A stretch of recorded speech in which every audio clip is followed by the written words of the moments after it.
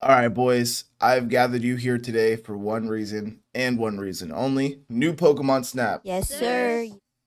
Is it worth $60? That is the question everybody is asking. And I would love to know if you think it's worth $60. But I'm going to discuss my opinion, so get ready. And also just if I think New Pokemon Snap is a good game. So, New Pokemon Snap, the sequel, not a remake, the sequel to the old Pokemon Snap released around March 1999, dude. It's been like 20 freaking years, which is actually crazy. I remember playing the old Pokemon Snap a few times on my cousin's Nintendo 64, but eventually I did replay it as I got older, and it was a fun, cool little game. So, with that said, playing new Pokemon Snap, I actually had a lot of fun. As far as doing a sequel to an old game like old Pokemon Snap goes, I think new Pokemon Snap is perfect. I didn't really expect anything more from new Pokemon Snap than what we got. I mean, and more, to be honest. Other people have said like new Pokemon Snap is just old Pokemon Snap with new stuff. Yeah, I mean, no shit, but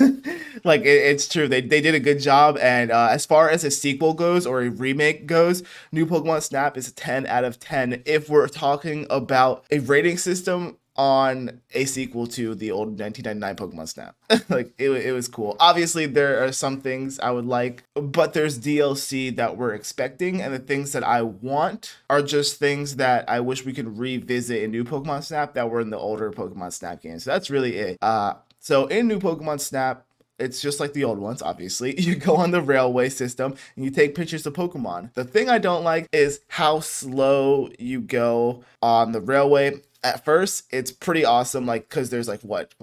There's like five, six, seven islands. I don't know. We'll just say there's like six islands you go to or six different places. And the first time, it's awesome. Thing is, to progress through the story, you have to get to level 2 on each island and then go a third time to take pictures of the Illumina Pokemon or the flowers around the island to get the Illumina Pokemon. So sometimes there's a third or fourth time where you're going on this slow track. The first time it's always awesome because you get to see everything. You get to see all the cool interactions, which I freaking love though, but it does get pretty repetitive. It is kind of made up with the grind they give you. So we'll just talk about that real quick because I did actually really like the grind. I actually did really enjoy it. So the grind that I'm talking about, and there's actually a reason I didn't make any guides on new Pokemon Snap or, have the urge to, like I do with other games, is because you go to the top right corner and it'll give you the challenges and photos they want you to take, and those are all 4-star photos usually. And how the 4-star photos works, how the 1-star photos,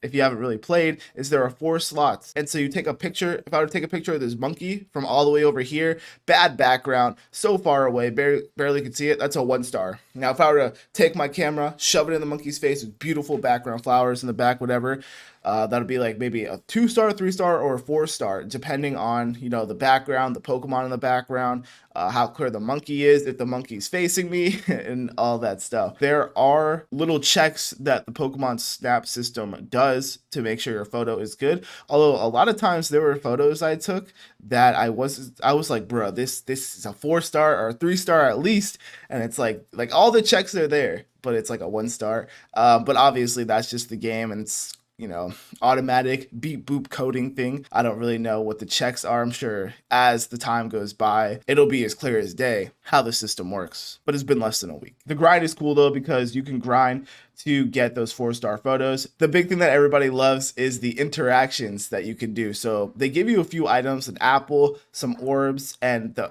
music box. The music box right off the rip, I'm gonna say sucks. It was really annoying and only a few Pokemon really cared about it. The sleeping Pokemon, but the cool interactions came from like there's a Pidgeotto, and if you like throw an apple at the Pidgeotto, whatever, it flies up, swoops down, grabs a Magikarp, and carries it away to death. And if you take a picture of that Magikarp before it's like impaled and eaten alive, you get a 4-star photo, and that's pretty cool. I mean, the interactions are dope. There's a Scorpy that gets flown away in a tornado. You take a picture of that, 4-star right there. There's a Quagsire that jumps off a rock, 4 stars. There's a lot of really cool things you can do just with interactions. You spot or create, you know, with the apples, with the orbs. If there's a pincer hiding in the ground, you throw an apple at it, it'll come up out of the ground, or like a heracross will fall down, they start battling to the death.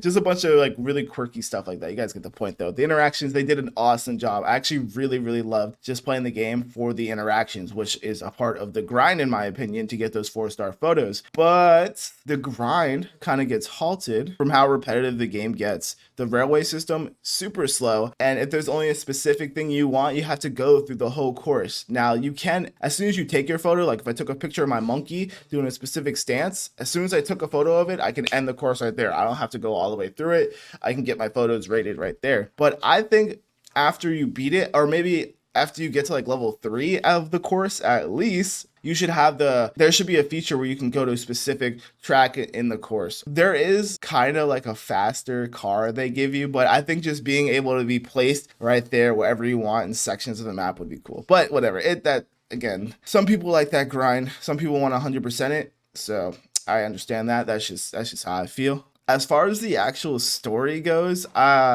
it's cool seeing each and every island again for the first time ever, but just how the progression system works is you have to get to level 2 on each island to see the different like Pokemon that appear and stuff from level 1 to 2 and then all the way to 3, but they don't force you to get to 3, it's just 2. And it's cool, but you have to get to level 1 and 2 during the day, level 1 and 2 during the night. Then you have to do that for like 6 different islands, and it just gets so repetitive again. It's just Pokemon Snap at the end of the day. The replayability, I don't think maybe it's there.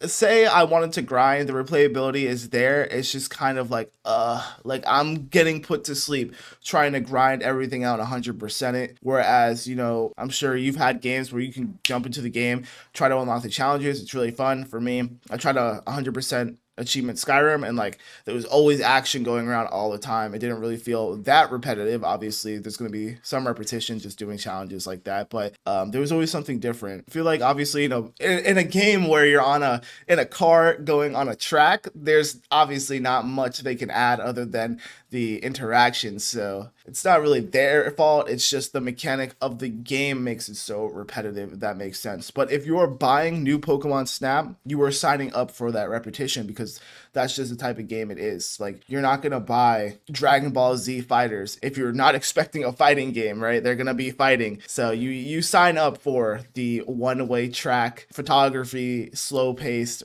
repetition game like the 1999 Pokemon Snap was. Like I said earlier in the video, the sequel to the old game, perfect. The Illumina phenomena is really good. Of course, they have their lentil region gimmick. Always gotta have a new gimmick. The big Pokemon are freaking epic though. They did a really good job. Just all the graphics and everything and the way they designed the game was awesome. They couldn't have done a better job in my opinion. I've seen some people say they think these games are the best graphic Pokemon games they've ever seen.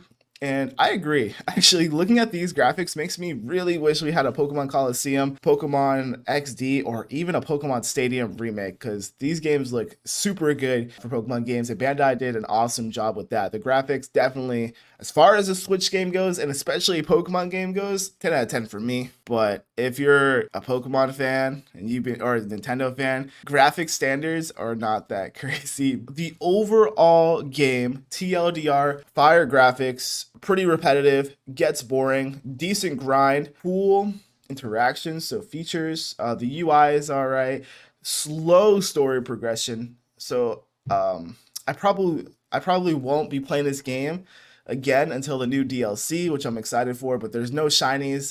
There are Pokemon missing that were in the trailers that aren't anymore. So until the new DLC, which I then will give this a whole new rating, I rate new Pokemon Snap a 6 out of 10 monkeys. I'll do 6 out of 10 monkeys. Was it worth $60? No. There's like a week of gameplay. The story is around 10 hours, 12 hours if you're taking your time, which most people should be. Otherwise, you will definitely waste your $60. But you know what? They did a good job making a sequel. And for me, a 22-year-old dude, game's pretty boring. But I could definitely see like a little Timmy, you know, like 12-year-old, 15-year-old, whatever, 9-year-old, all that, really enjoying this game. You know, they're just living it up, taking pictures of Pokemon and stuff. So I can definitely see this game being a 10 out of 10 for them. And I would enjoy this game so much more when I was a little kid. You just have the time. You have this huge world to take pictures of on the slow railway, but it's not slow for them. You know, they're little Timmies and they have all the time in the freaking world. So yeah, I'm sure for the kids, it was a really good game, and I'm very happy this game came out because I had fun, you know, playing it when I did when I was a kid. So them being able to play it now is pretty dope. But again, not worth $60. The parents paying that $60 was not worth it in my opinion. This game should have definitely been like 30. The graphics were amazing though. Like you could see they definitely put time into this game. 6 out of 10 for me. Let me know what you all think. I'm excited for the DLC though. I can't really even give this a crazy rating without, you know, that DLC and stuff, but just the base game alone, yeah, 6 out of 10. I think that's a good rating. And as far as a Pokemon Snap sequel goes, a 9 out of 10, 10 out of 10. Yeah, didn't really expect anything more to be honest. So hope you all enjoy and let me know what you think of new Pokemon Snap. Peace.